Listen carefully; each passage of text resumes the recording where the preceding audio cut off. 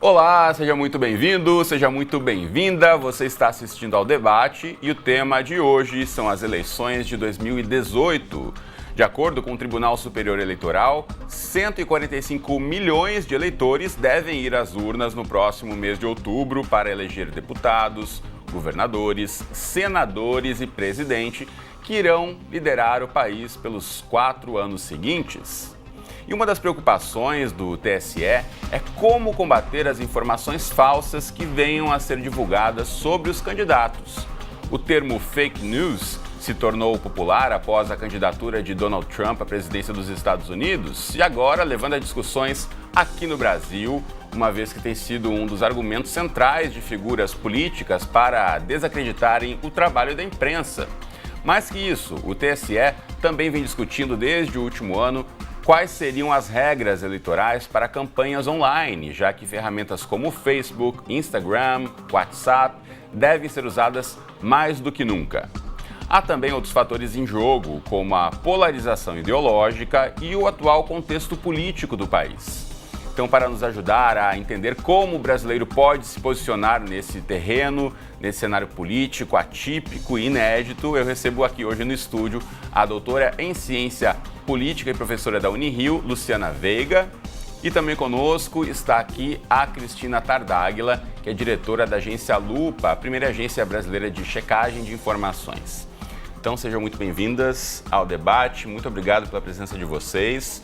E a gente tem aí já em mente que 2018 vai ser um ano bem agitado em termos de eleições, em termos de informações que circulam nas redes. E eu quero começar perguntando para vocês qual será o grande diferencial dessas eleições desse ano para as últimas que nós tivemos. Luciana. Eu acho que o grande diferencial, né, é essa sequência. Nós tivemos aí 4 anos em que não houve descanso no que se refere à informação política, né? Porque, de modo geral, a gente tem no período eleitoral, a política entra na casa das pessoas, né, para que elas são mais motivadas para discutir sobre política, depois o assunto cessa, reduz um pouco, né? E a gente ficou num contínuo aí, desde 14, que esse assunto não saiu da agenda das pessoas. Tornou-se até uma coisa um tanto cansativa e tudo mais, mas, ou seja, nós estamos chegando em 18 com pessoas que são mais engajadas no seguinte sentido, mais bem informadas sobre a política, né? Então, assim, de modo geral, as pessoas hoje, a gente nunca teve, por exemplo, os ministros do Supremo Tribunal Federal tão conhecidos como são hoje, né? E política se tornou um assunto de mesa de bar hoje em dia, Exatamente. que há muito tempo a gente não via isso acontecer no país. Então, você tem uma motivação, você tem um conhecimento maior sobre o assunto do que nos outros anos. Não quer dizer necessariamente que esse conhecimento seja alguma coisa que anime as pessoas a votarem, porque, em última instância, é claro que eles estão muito atrelados com notícias negativas e, por isso, geram um certo desgaste no eleitor. Então, o eleitor chega mais bem informado, mas mais desgastado. Também não quero dizer que ele chega com uma informação completa. Não, ele chega mais bem informado do que ele chegava nas eleições anteriores. Com mais acesso à informação, né? A informação ficou mais acessível também para ele. Então, eu acho que a gente tem um eleitor mais maduro, né? Mais desiludido, mas ao mesmo tempo mais maduro e que certamente vai dar um pouco mais de trabalho para os candidatos tentar persuadi-los no próximo pleito, né? Então pode ser um lado muito positivo, né, dessa informação estar circulando mais. E como as redes sociais têm contribuído nesse sentido, Cristina? Bom, Cris, as redes sociais hoje em dia são o grande palanque político, né? Seja para a exposição de ideias, de falas, entrevistas, enfim, programas de governo, seja para o debate esses mesmos itens. Então, assim, as redes sociais hoje em dia vão substituir, eu acho que como nunca se viu no Brasil, o confronto entre candidatos e o acirramento de opiniões políticas, né? Antes, o que a gente via no horário eleitoral, o que a gente via nos debates de TV, né? Um aqui, outro ali, esporádico, vai ser intenso, constante e diário durante toda a campanha desse ano. Então, a gente tem que estar preparado para ser um cidadão digital completo, né? Estar neste meio ciente do que tem de bom, que bem a Luciana ponderou, e o que tem de ruim também. Pois é, e como eu abri o programa mencionando, o termo fake news se tornou muito popular aí nos últimos meses, se destacou muito na questão dos Estados Unidos, a gente vai falar um pouquinho mais sobre isso daqui a pouco, mas eu queria ouvir um pouquinho da Luciana em relação a informações falsas. Na verdade, não são nenhuma novidade, né? Que muita mentira circula por aí na história da humanidade, não é de hoje, não começou isso ano passado, muito menos na eleição norte-americana, mas hoje em dia a gente tem as ferramentas das redes sociais utilizadas para esse fim, muitas vezes. Como antes isso acontecia, Luciana, o que as redes sociais ajudam ou facilitam, na verdade, essa disseminação desse tipo de informação? Como é que a gente consegue fazer esse paralelo de como era antes essa disseminação do que a gente não deveria acreditar com hoje as chamadas fake news? Na verdade, o que se tinha antigamente, né, é que as pessoas faziam panfletos, né? E antigamente no interior ainda você acha bastante isso, as pessoas faziam panfletos e divulgavam no dia da eleição, mandavam aquilo, N informações, depois avançando mais um pouquinho, começaram as ligações, telemarketing, né? Colocando terror, pavor sobre alguma ameaça de alguma política e tudo mais.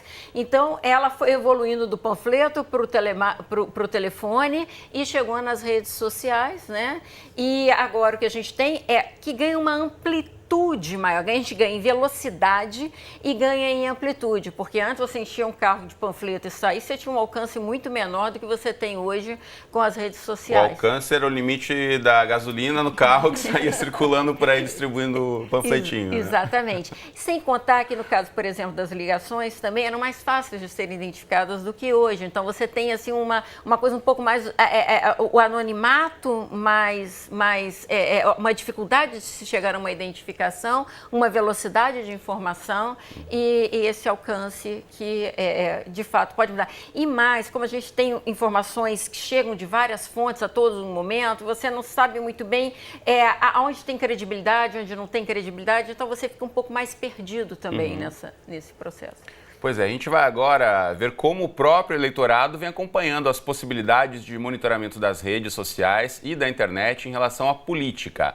A TV PUC Minas e a TV Caatinga, parceiras do Canal Futura, foram às ruas de Belo Horizonte, Minas Gerais e também de Petrolina, lá em Pernambuco, saber o que o povo tem falado por aí sobre as tais fake news. Então, veja só. Você costuma consumir notícias na internet? Nem todas. Acho que os jornais, a televisão, acho que é mais seguro, né? Algumas informações, principalmente de jornais. Até pelo fato da gente ser estudante e tudo, pelo tempo ser bem mais diminuído e o acesso à internet é bem mais cômodo, a gente acaba sendo meio que, entre aspas, obrigado a consumir notícia da internet. Sim. É onde eu mais busco notícia. Eu procuro fugir de televisão, jornal às vezes, mas mais internet mesmo. Aí você sabe o que são fake news? Sei. São as notícias falsas, né, implantadas. Conheço. Você costuma consumir notícias na internet? Sim, bastante. Eu acho que a internet hoje é o principal meio de comunicação da gente, né? E ainda mais como estudante, eu costumo bastante acessar a internet. Você sabe o que são fake news? Fake news, sei. São notícias que são erradas, né? São feitas de forma a levar alguém a acreditar em algo que não é real. Você costuma também checar, consumir notícias na internet? Bastante. Acho que hoje em dia a internet é o principal meio por onde a gente consome informação e notícia, né? Você sabe o que são fake news? Sim, estamos cheios delas ainda, né? Principalmente hoje com as redes sociais, né? Muita gente que só absorve as notícias através de Facebook está permeado de fake news, né? Você sabe o que são fake news? Sim, é um risco que a gente está correndo hoje, né? Sempre checar a veracidade das informações para não correr risco de cair em fria, acreditar em uma de um político que não é bem aquilo. Internet, para mim, tem o que a gente chama hoje de fake news, tem instituições arregimentadas, blogueiros que recebem verbas para falar a favor, o chamado MAVE, né? Que é a militância em ambientes virtuais, que plantam notícias. Então a internet hoje tornou-se uma péssima obra de ficção. Opa, é isso mesmo, Cristina Tardáguila? A internet é o espaço de guerra hoje em dia, né? A gente diz que hoje lá ninguém se convence de nada, todo mundo está muito convencido, muito certo da sua verdade lá dentro. Todo mundo é muito dono da razão, sabe tudo sobre tudo. E acima de tudo, muito, além de ser muito cioso, muito crente no que aquilo que acredita, ainda tem um pouco de ódio, né? Aí fica um caldeirão explosivo as redes sociais.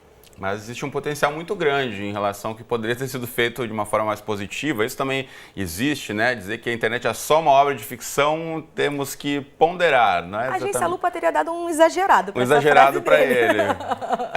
Esse carimbo por ele ia passar. Agora, pegando aí do gancho do Augusto, esse entrevistado que conversou aí com as nossas equipes nas ruas, ele falou de MAVES, a chamada militância em ambientes virtuais. Aí eu quero saber da Cristina como é que esses grupos se organizam na esfera online, estão muito bem organizados, né?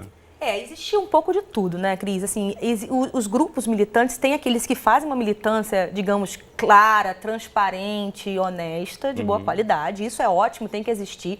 Mas existe, sim, estrategistas, né, pessoas que pensam, digamos assim, como manipular a narrativa pública, como implantar informações que possam conquistar o público para que ou afete o candidato rival ou propicie o candidato que esse estrategista está defendendo. Normalmente, é bom importante a gente falar isso aqui no Futura, que esse tipo de informação, às vezes, ela tem umas características muito bem definidas, né? Elas costumam dialogar com os medos das pessoas, né? Então, um exemplo qualquer, a gente pode pensar, bom, a gente está discutindo uma política sobre mulheres, então a gente fala de estupro, a gente fala de aborto, são temas polêmicos que as pessoas se dividem. Então, a militância de um lado cria uma informação com a informação oposta para poder gerar polêmica. Tem um exemplo recente maravilhoso para ilustrar que está de melhor forma.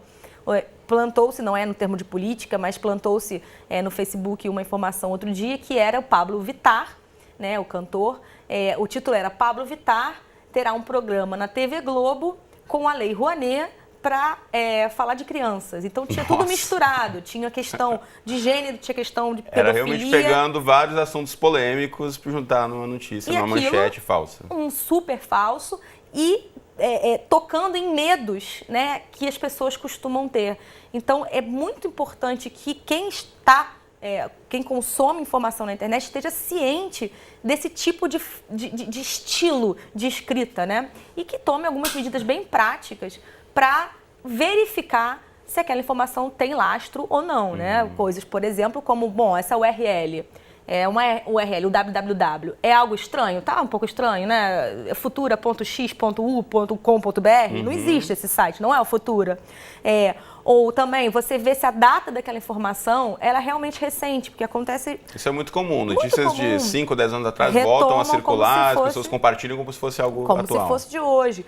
O leitor, o cidadão digital, ele tem que estar muito antenado para quem é o autor daquela informação. É alguém que você já conhece? É um escritor que você consome com frequência ou é uma página que você nunca visitou? Tem que ter alguns pés atrás, né?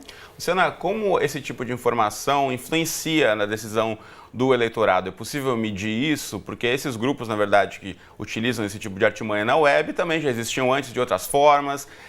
E eu sempre me pergunto, mesmo que saia depois um erramos em algum lugar, ou uma correção, o impacto causado pela primeira divulgação da notícia já está feito, né? É difícil você apagar aquele registro da memória. Eu dividiria a minha resposta em duas partes. A primeira parte é sobre a especificidade, sobre o conteúdo que a Cristina falou, que se refere à coisa do medo, de ativar a emoção do medo. É muito curioso porque a propaganda negativa, ela, seja na televisão, seja na internet, ela tem como objetivo tirar o eleitor da zona de conforto. Porque se o eleitor ficar na zona de conforto, ele não vai repensar a sua situação atual. E a propaganda negativa, ela serve em última instância para reforçar que o eleitor já está com ela e para trazer indecisos e fazer parar para pensar o eleitor do adversário. Então, o que é a propaganda negativa? Ela ativa a emoção de forma de tirar o eleitor da zona de conforto, fazer ele pensar e, quiçá, então, ele vir para o seu lado. Então, a ideia de ativar o medo é uma das maneiras mais eficientes. Eu sempre gosto de lembrar, por exemplo, aquela campanha do desarmamento, a campanha do desarmamento em que o sim, o votar sim, começou com 80% e perdeu, porque a campanha do não ativou de maneira muito interessante a preocupação e a ansiedade no eleitorado, que parou para pensar e reviu a sua tendência de voto. Então, esse é um aspecto que eu acho que é importante e tudo mais. O segundo, que é o que você colocava, especificamente nas redes sociais, volta também um pouco à fala da Cristina no início. A gente tem uma realidade hoje muito polarizada, né, em que você tem uma certa dificuldade, se deixar os algoritmos funcionarem naturalmente, de alcançar alguém que não pense exatamente como você pensa, né? Então, a tendência é que você monte algumas ilhas e você fique mais num processo de retroalimentação da sua tendência anterior do que você parar para pensar. Por isso que esses mecanismos são importantes para tentar furar essas ilhas, né, e chegar nessa informação. Então, eu acredito, eu tenho dúvidas agora porque talvez a Cristina possa ajudar nesse aspecto, pensar nesse aspecto, porque na eleição de 18 vai haver uma mudança, porque agora é possível que a divulgação seja paga, né? Então, isso pode ser que venha trazer um componente novo que nós não tínhamos até 16 para tentar furar essas bolhas e chegar no eleitorado que antes não se conseguia alcançar. Então as regras estão mudando também para esse ano, né, Cristina? Estão mudando. Esse é o patrocínio, se refere a patrocinar conteúdo nas redes sociais. Isso agora está autorizado, né? Existe um debate enorme, como é que isso vai ser feito, e isso está conjugado, obviamente, com a mudança no financiamento da campanha, que tendem a ser menores do que historicamente se revelaram. Um ponto que você tocou, que eu acho importante a gente contar, você fala que a mentira ela tem mais força do que a correção. Isso é indiscutível. Existe até um estudo que entre os checadores, né, os fact-checkers, a gente chama de um estudo do tweet falso. Foi apresentado em Harvard, em 13, que ele é um estudo feito por uma empresa americana, que ele mediu um tweet falso feito pela NBC de Nova York sobre um suposto fechamento do espaço aéreo numa determinada região. Enfim, Nova York vive sempre o risco, o medo do terrorismo, aquela coisa. Então, aquela informação, aquele tweet que se revelava equivocado, ele foi postado e minutos depois, acho que se não me engano 20 minutos depois, veio a correção dizendo que aquela informação era falsa. E aí, falsa equivocada, né? E aí acompanha essa curva de distribuição e compartilhamento, likes, aquela coisa toda, e você chega à conclusão de que, em média, uma correção para atingir o mesmo número de pessoas, e não necessariamente as mesmas pessoas, precisa ser feita 7 vezes. É a tal da lei do tweet falso. Então, assim, aí vem a luta enorme da International Fact-Checking Network, que é essa rede de checadores. Existe muita mentira, não existe nenhum sinal de que a mentira não vai participar das eleições de 18, não existe nenhum sinal de que não teremos as nossas redes sociais entupidas de dados equivocados. E quanto trabalho ou quanto checador é preciso para realmente identificar e exigir que a informação seja corrigida. Mostrar que essas informações, na verdade, são mentiras, né? É isso. Agora, enquanto o Brasil começa essa discussão sobre fake news, alguns países já estão mais avançados nessa questão, a ponto de já estarem até cogitando formas de como proibir ou regulamentar essas fake news. É o caso da França, onde o presidente Emmanuel Macron anunciou que o governo francês vai tomar medidas drásticas, consideradas aí muito fortes, contra os veículos de imprensa que divulgarem notícias falsas. Vamos conferir agora na reportagem. O presidente francês Emmanuel Macron vai apresentar um projeto de lei para lutar contra as notícias falsas na internet durante o período eleitoral. Os sites poderão ser obrigados a tomar medidas de maior transparência sobre todos os seus conteúdos patrocinados. Pouco depois de sua eleição, em maio de 2017, Macron criticou duramente o que considerou uma ingerência dos meios de comunicação russos durante a campanha eleitoral. Macron acusou o Russia Today e o Sputnik de ter divulgado propaganda mentirosa. Documentos internos de pessoas do círculo próximo ao então candidato Macron apareceram nas redes sociais, uma operação denunciada como uma tentativa de desestabilização da democracia. Macron também anunciou que os poderes da Autoridade de Regulação do Setor Audiovisual serão ampliados. A ideia é lutar contra toda tentativa de desestabilização por parte de serviços de televisão controlados ou influenciados por estados estrangeiros. Pois é, uma discussão interessante. Luciana, você acredita que esse tipo de controle do que circula na internet deve realmente ser feito pelo governo? Eu acredito que, no que se refere à eleição, particularmente, tal como a gente está tratando, eu acho que a melhor instância para esse controle seria o Tribunal Eleitoral, né? Porque é o que já faz isso no dia a dia das campanhas, são eles que controlam os ataques, as notícias que são passadas em horário eleitoral, eles têm o controle de tudo isso. E eu acredito que nós temos uma justiça eleitoral no Brasil que responde, né? Que ela tem um trabalho, ela vinha, na verdade, como tudo quase antes, parecia que antes de 14 tudo funcionava muito melhor, né? Mas assim, que tinha uma experiência, uma capacidade de promover e organizar a eleição bem feita. Então, eu acho que no período eleitoral que nós estamos falando, eu acho que isso deveria ser uma atribuição da justiça eleitoral, acima de tudo. Bom, Luciana menciona o Tribunal Superior Eleitoral, registrando que nós entramos em contato com o TSE, convidando algum representante a participar aqui do nosso debate. Infelizmente, eles não puderam participar e nos informaram que ainda estão pensando como, na verdade, tentar fiscalizar melhor essa questão para as próximas eleições, mas ainda não há nenhuma decisão tomada, nenhum comunicado oficial foi feito até agora. Cristina, em relação à questão da liberdade de imprensa, pegando esse exemplo da discussão feita lá na França, você acha que isso pode afetar muito o trabalho dos jornalistas, se o governo começa a interferir? Acho que o jornalista está comendo pão que o diabo amassou recentemente, né? O Facebook está desprestigiando o conteúdo feito por jornalistas profissionais, numa atitude anunciada recentemente pelo Mark Zuckerberg, de que as pessoas não receberão já em seus feeds de notícia matérias, ou seja, posts feitos por veículos de imprensa. Temos também uma tentativa, o TSE, inclusive, vale destacar, montou um grupo de trabalho, um GT, está em ação em Brasília, reúne um grupo determinado de pessoas, participei de alguns eventos no TSE, eles estão realmente preocupados com isso. E eu acho que eu discordo um pouco da Luciana, eu acho que o TSE ele não tem o tamanho, né, que seria necessário para efetivamente combater de forma eficaz o volume de notícias falsas que vem por aí, né? Eles cogitaram, por exemplo, ter uma espécie de local de denúncia, um disque, um site que você pode denunciar que uma notícia falsa eleitoral apareceu. E aí eu me perguntei imediatamente, mas quem é que vai executar a fiscalização, a conferência e depois a punição, se isso efetivamente se confirmar? Existem algumas ideias aos moldes do que está sendo feito na União Europeia. Para além da França, a União Europeia montou uma comissão para estudar medidas.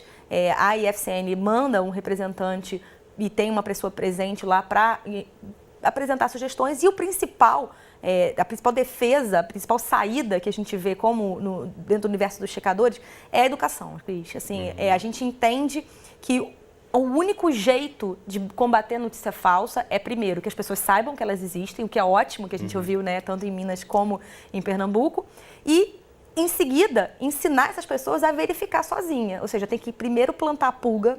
Por que não fazermos, por exemplo, por que não vem do governo federal ou do próprio Tribunal Superior Eleitoral uma enorme campanha de televisão, de internet, outdoor, aos moldes do que é feito na campanha de vacinação, ou na campanha de vacinação da febre amarela, ou no Minuto da Previdência. Assim, gasta-se muito no Brasil para comunicar temas de suma importância. Por que não fazer uma enorme campanha de conscientização de que as fake news estarão aí, as mentiras eleitorais elas virão, e que existem ferramentas que qualquer cidadão pode usufruir para verificar e cobrar a verdade, seja do político ou de sua militância. Tem algumas medidas simples, né, que se você parar para pensar, indo para além do tema das eleições, quem aqui nunca recebeu uma bobagem no WhatsApp que alguém muito próximo mandou como se fosse a maior verdade do mundo, né? Isso acontece muito frequentemente e tem algumas medidas muito fáceis aqui. Depois a Cristina pode contar um pouquinho mais sobre esse passo a passo de como verificar a fonte, por exemplo, ou se aquilo não passa de um boato. Luciana quer comentar. Não, o que eu ia comentar, na verdade, era a questão do seguinte: o próprio Tribunal Superior Eleitoral, em campanhas anteriores, eu não sei se vocês se lembram, eles tinham campanhas de conscientização da população, né? Então, eles faziam campanhas para que as pessoas ficassem atentas ao processo eleitoral, ou seja, tinha um processo de conscientização do eleitor muito interessante. Eu acho que agora, com essa questão das notícias falsas, eu acho que poderia ser um super tema pré-campanha para que eles fizessem esse processo de mobilização e informação a respeito disso, inclusive com treinamentos de como poderia ser feito. Agora, eu concordo também, mas eu colocaria a importância da sociedade organizada. Eu acho que a sociedade organizada é extremamente importante para que a gente tenha uma democracia saudável e que a gente, de claro, não fique pendurado apenas nas instâncias das instituições democráticas representativas, né? Bom, tem muito mais assunto para a gente falar aqui sobre eleições 2018 e informações falsas e notícias verdadeiras que circulam pela web. Então não sai daí que a gente já volta com mais debate e eu espero você. Olá, o debate está de volta e o nosso tema de hoje é eleições 2018 na era online. Para tratar desse tema, estão aqui comigo no estúdio a Luciana Veiga, que é doutora em Ciência Política e professora da Unirio, e também conosco Cristina Tardáguila, que é diretora da Lupa, a primeira agência brasileira de checagem de informações. Bom, antes do intervalo, nós começamos a discutir a potência e o alcance das fake news, informações falsas e criadas de forma calculada para impulsionar ou denegrir a reputação de um determinado candidato. Uma das plataformas mais usadas para a disseminação dessa tática é o Facebook, que, como a gente vai ver nesse vídeo agora, tem se empenhado em criar algumas formas de combate a esse fenômeno. Veja aí. O Facebook anunciou medidas para tentar conter as notícias falsas. Páginas na internet que com frequência dirigirem a seus visitantes histórias marcadas como mentirosas já não poderão ter anúncios na rede social. Esta decisão é o último golpe do Facebook em sua guerra contra as fake news, usadas para enganar em vez de informar. Segundo a companhia, esta atualização ajudará a reduzir a divulgação deste tipo de informações improcedentes. O Facebook já havia proibido publicidade que leva a sites considerados falsos por analistas independentes. As notícias falsas se converteram em um tema dominante durante a campanha eleitoral presidencial nos Estados Unidos em 2016. Histórias claramente fraudulentas circularam pelas redes sociais com poder para influenciar os eleitores. O Google também adotou medidas para reduzir o impacto de histórias criadas para enganar, incluindo o lançamento de uma ferramenta para comprovar fatos descritos em notícias. Pois é, tá aí essa medida da principal rede social atualmente no mundo. Agora, essa medida é suficiente ou o próprio Facebook, o Google, o Twitter poderiam criar outras ferramentas para tentar barrar a proliferação desse tipo de informação, Cristina? Cris, tem que criar, né? Eu acho assim, eu costumo dizer nas palestras que eu dou sobre esse fenômeno que o jornalismo sozinho não vai dar conta. A gente precisa do pessoal de tecnologia da informação desesperadamente. Pessoas que sejam capazes de criar robôs que podem identificar, automatizar o processo de verificação. Isso seria genial. Né? A gente ganharia uma capacidade de dispersão muito maior do que a gente tem hoje. É importantíssimo que Google, Facebook, Twitter, Instagram e todos eles reflitam sobre isso. Afinal de contas, o universo das fake news está machucando, ferindo as marcas, né? Porque a gente fala assim, o Facebook não vou ler não porque só tem porcaria. Não é que o Facebook tem porcaria, são as pessoas que você está seguindo, não é? Mas eles se sentem afetados. Teve uma capa recente da revista The Economist, né, que era muito forte, o logotipo do Facebook transformado num revólver, né, com um foguinho, assim, como se tivesse acabado de dar um tiro. Então, eles têm que entender que eles precisam mobilizar suas equipes de tecnologia para, sim, enfrentar esse tipo de informação que não vai parar. Acho interessante ressaltar que existem, sim, alguns acordos bem importantes. Hoje, por exemplo, quem procura no Google uma informação que a agência Lupa já tenha checado, antes de qualquer clique vai receber ali a ordem, né, da busca, já vai ler a frase, quem disse, quando disse, se é verdadeira ou falsa e quem checou efetivamente. Né? Então, eles tentam mastigar isso de uma forma mais fácil de ser entendida. Acho que a gente tem que preparar aí para uma luta em várias áreas, né? O pessoal da tecnologia da informação é urgente. Muito bem, a gente inclusive tem imagem dessa capa da revista The Economist, vamos colocar na tela para o pessoal poder ter essa ilustração exatamente do Facebook como uma arma aí, a ameaça para a democracia é o que está chamando a revista The Economist, mencionando aí as redes sociais. Agora, a gente pensando pelo lado de responsabilidade, historicamente, jornais, televisões, rádios que publicavam informações equivocadas, podiam até ser vítimas de processos, isso atualmente ainda acontece. E a gente pensar na responsabilidade dessas empresas, né, que são as principais propagadoras de informações atualmente, a gente poderia pensar também nesse tipo de punição, se é que eu posso dizer assim, Luciana? Então, na verdade, é nesse sentido que eu acho que é preciso que se crie regras, né, para que possam ser bem estabelecidos quais são as penalidades no caso disso acontecer, né? Ou seja, ser tratado como um crime, sendo tratado como crime, como é que você faz o processo da identificação e como é que depois você penaliza. É nesse aspecto que eu acho que é importante, aí eu volto à questão da justiça eleitoral, aí eu volto à questão do legislativo, né? Porque o meu ponto a ideia é muito clara quando se fala ali da questão da democracia. A gente vive um processo democrático, vivemos uma democracia representativa, em que nós temos as instituições democráticas que são o legislativo, os partidos, o judiciário. Eles que, em última instância, elaboram as leis, as regras, as penalidades que a gente vai ser submetido. Então, esse papel é um papel extremamente importante que eles precisam ficar atentos. O que é preciso fazer? O que é preciso fazer é que eles, por si só, não têm condições de fazer o processo inteiro. Eles precisam mobilizar a sociedade civil. Mobilizar a sociedade civil via audiências públicas, via 500 instrumentos que estão na Constituição que permitem isso, tá? Para que, em última instância, você tenha mais controle da sociedade, mais diálogo na elaboração das regras e das punições e mais controle também de acompanhamento posterior. Eu acho que isso tudo é muito importante.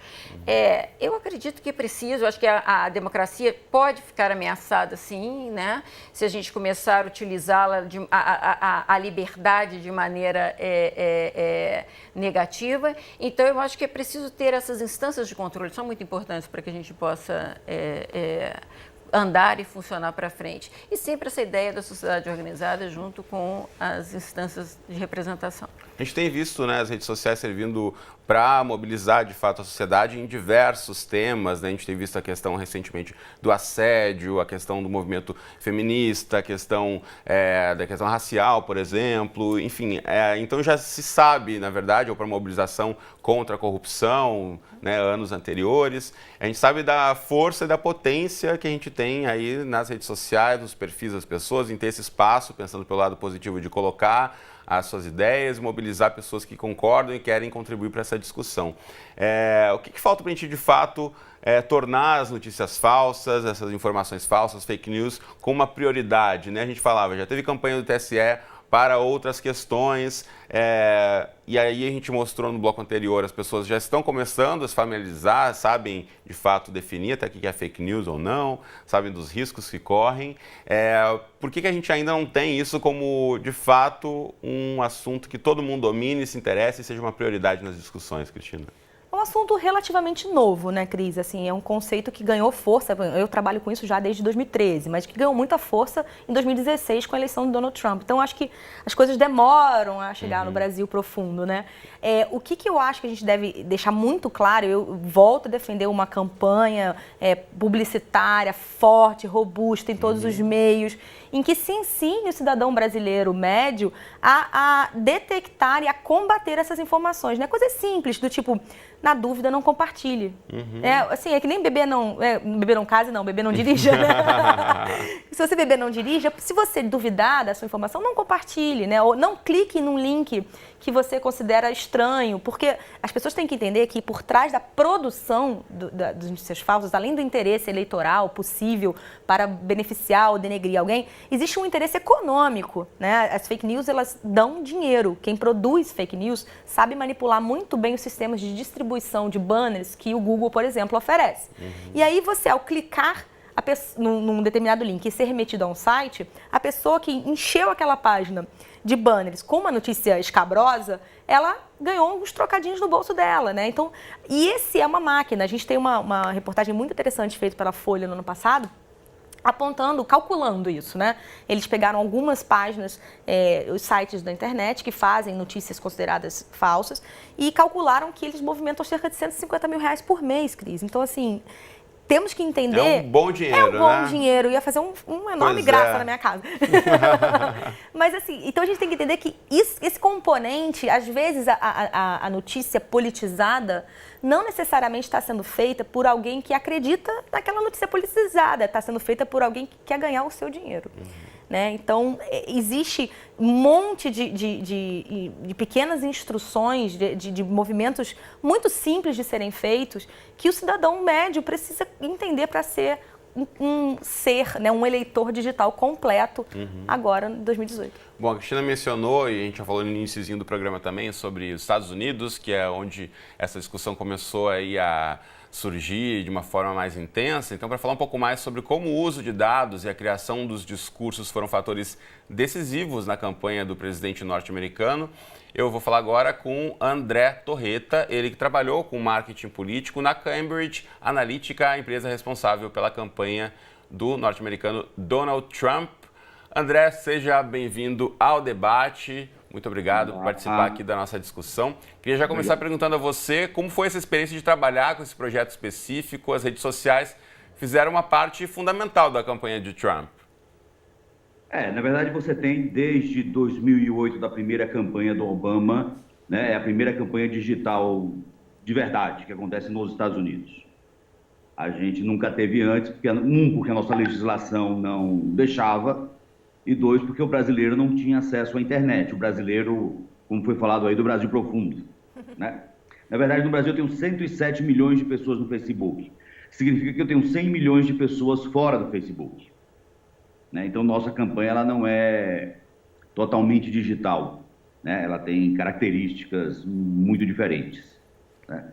E aí, agora, como mudança da legislação, a gente vai aprender a usar essas redes sociais para a política, né? Pela primeira vez, a gente vai usar, e é o primeiro ano do resto das nossas vidas, né? Para o bem e, infelizmente, para o mal. Agora, de que forma você acredita que a experiência, por exemplo, dos Estados Unidos pode servir aí de um exemplo para a gente repensar as ações aqui no Brasil? Muito foi discutido sobre polêmicas envolvendo Donald Trump, sobre Rússia, atacando a candidata Hillary Clinton. Que tudo isso a gente pode tirar de aprendizado, já que está chegando, está ainda crescendo essa questão aqui no Brasil, das informações nas redes em época de eleições? Na verdade, o salto qualitativo que você teve nesta campanha eleitoral nos Estados Unidos é não ter o que a gente chama de uma conversa nacional. O que interessa para Porto Alegre não necessariamente interessa para Alagoas, né? Até então, quando você fazia uma campanha no Brasil, você tinha que ter a mesma conversa para todo mundo. E com pessoas completamente diferentes, né? As redes sociais lhe possibilitam ter uma conversa melhor. E ter uma conversa melhor faz parte da democracia.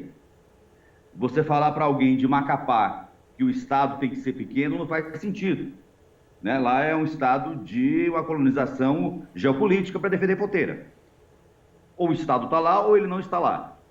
Então, talvez a conversa com Macapá seja diferente da conversa com Leblon, que tem outro interesse, né? Então, esse é o salto qualitativo que é dado, que as mídias sociais possibilitam, é você conversar com as pessoas o que as pessoas querem conversar. E não o que a campanha quer conversar, né? Era um discurso unilateral e agora tem a possibilidade de não ser mais. Neste caso específico, é uma melhora substancial numa campanha política. Eu tenho diálogo hoje em dia, né?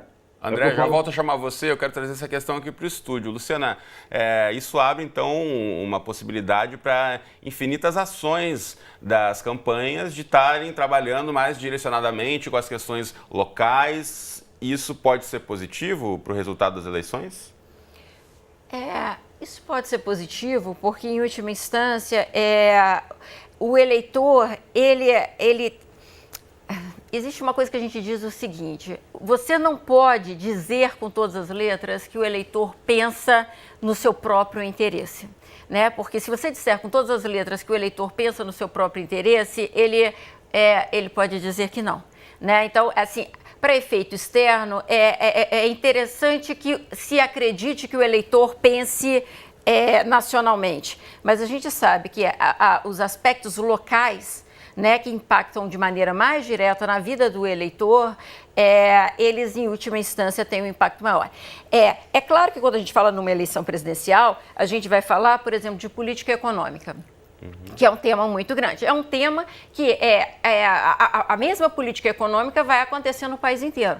Mas o que você pode fazer com essa ferramenta é mostrar, em última instância, como aquela política econômica, atrelado a investimentos específicos, podem, em última instância, impactar a sua vida ali naquela região. Então, eu acho que é uma maneira, é uma possibilidade de você traduzir para o eleitor como decisões, estamos falando de eleição presidencial, né? Como decisões de um plano de governo, né? De uma proposta de governo de um candidato, pode impactar a sua vida de maneira, então ele pode impactar de uma maneira aqui no Leblon e pode impactar de uma outra maneira em Pernambuco, numa cidade de Pernambuco, por exemplo. Isso facilita para o eleitor esse processo de visualização de ganhos futuros. Agora, eu ia perguntar para você, Cristina, como é que você acha que essa pluralidade de discursos pode acabar afetando a percepção dos eleitores de diferentes regiões do Brasil? Eu li um texto essa semana bem, me pareceu fantástico, que fala numa espécie de personal político, né? Que é o político do futuro, que seria um candidato capaz de conversar com você na sua rede social, né? É uma coisa meio Black Mirror, né? E identificar, bom, você é um estudante, precisa de... o seu FIES não está conseguindo pagar. Você direciona as promessas para... Você não consegue segmentar? Nas redes sociais você consegue entregar o post certo para a pessoa certa na hora certa, supostamente, pagando um pouco. Isso tudo com base nas informações que a gente fornece para as redes sociais. Lembrando, você clica em tal coisa, segue tal perfil, dá um apoio, um comentário em tal marca. Essas marcas estão muito ligadas nisso e conseguem fazer esse desenho de quem é você do outro lado da tela do celular, né? O cidadão médio brasileiro, ele precisa entender que estar nas redes sociais é perder o anonimato.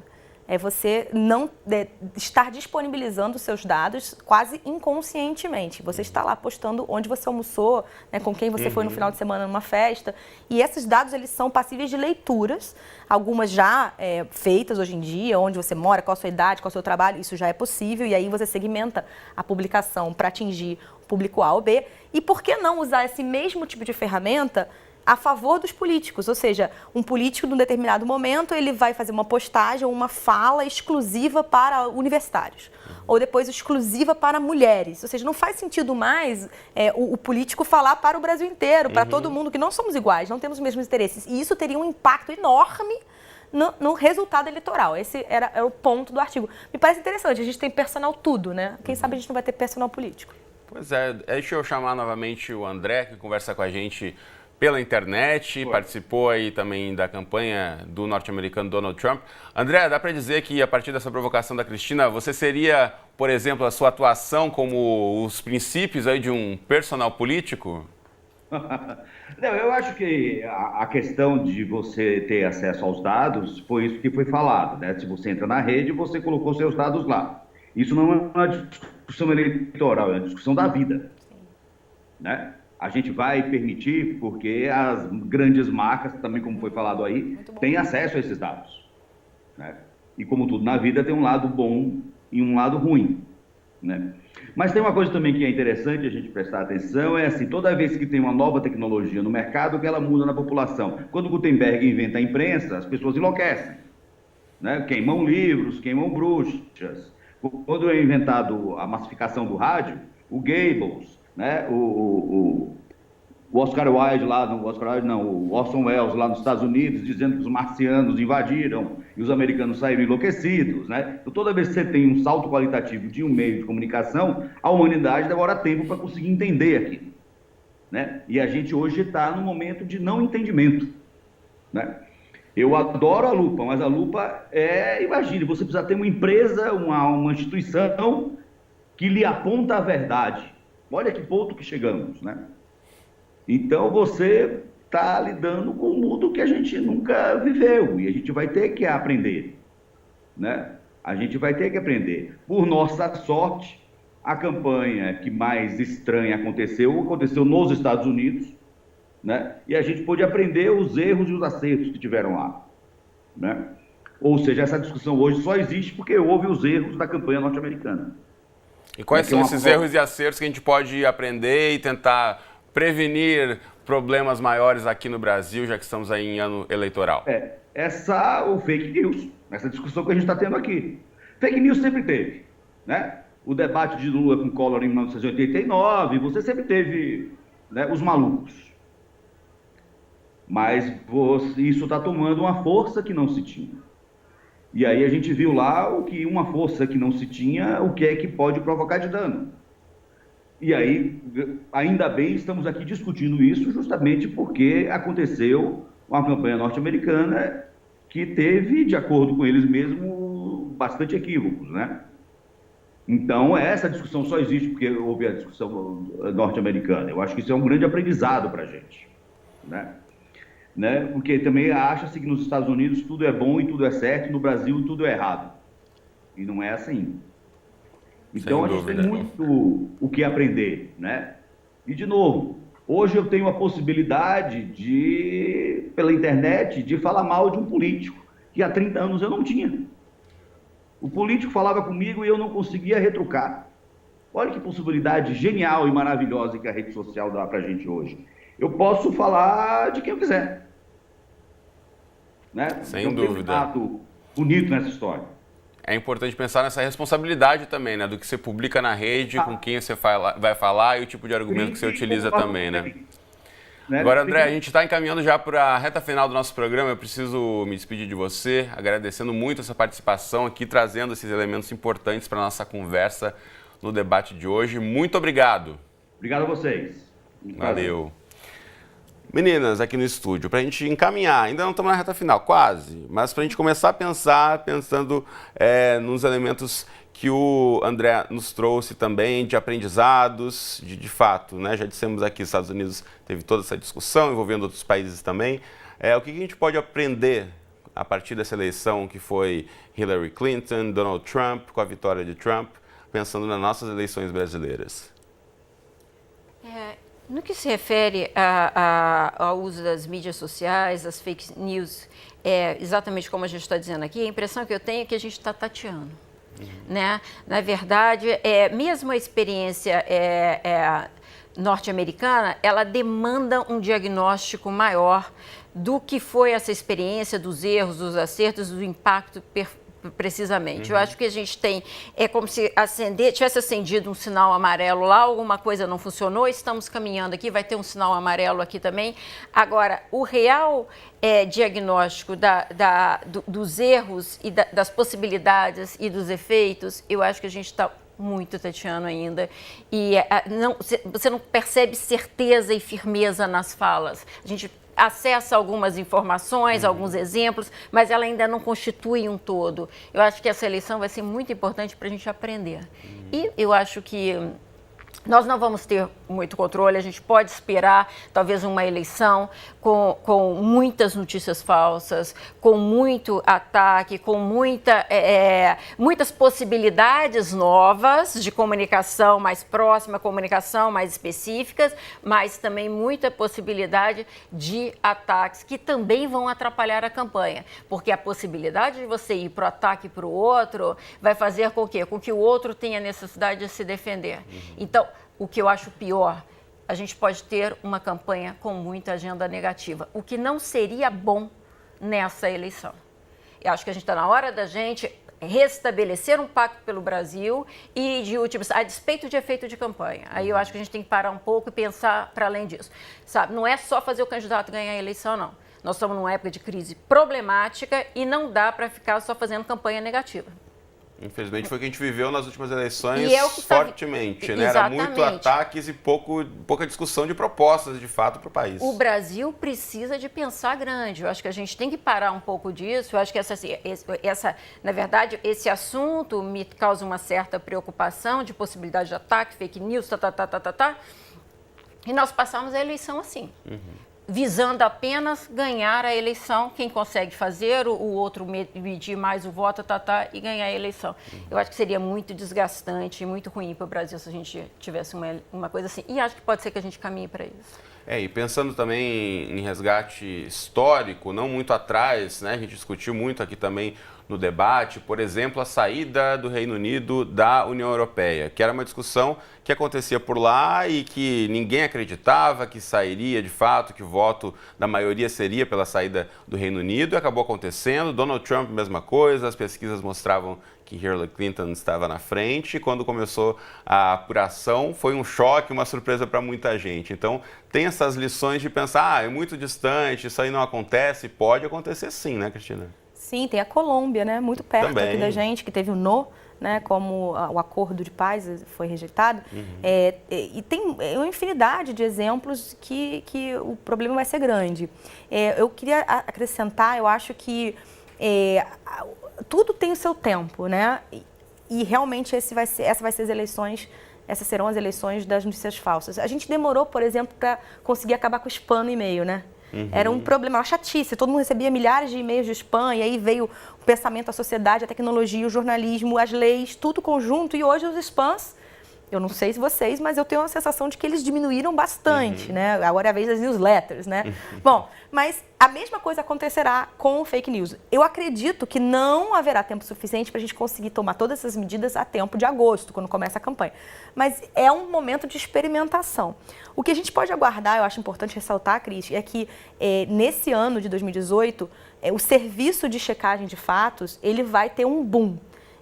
Isso aconteceu nos Estados Unidos, isso aconteceu na Espanha, isso aconteceu na Inglaterra, isso aconteceu na Itália. O que acontece? Essa necessidade da população, em geral, de que alguém separe o joio do trigo para ela. Né? O cidadão médio digital, ele é preguiçoso, ele não quer ler muito, né? Mas pensando nisso, Cris, já que a gente está quase também na retinha final, agora para encerrar mesmo, que dicas você pode dar? Você como checadora de fatos profissional, para quem está acompanhando a gente, posso pensar assim, os principais tópicos quando eu começo a desconfiar de uma informação que eu recebo pela rede social. Vou falar especificamente dos políticos. Por exemplo, um político que dá um dado sem dizer a fonte, você pode ignorar esse dado. Ou questiona de onde veio essa informação. Se ele não tiver essa informação, não vale nada. Né? Segundo, os dados que são números relativos e números absolutos. Né? Eu falo muito isso. Assim, às vezes uma coisa realmente aumentou 100%, mas foi de 1 para 2 e algo igualmente irrelevante, sobre o qual não devemos gastar tempo discutindo.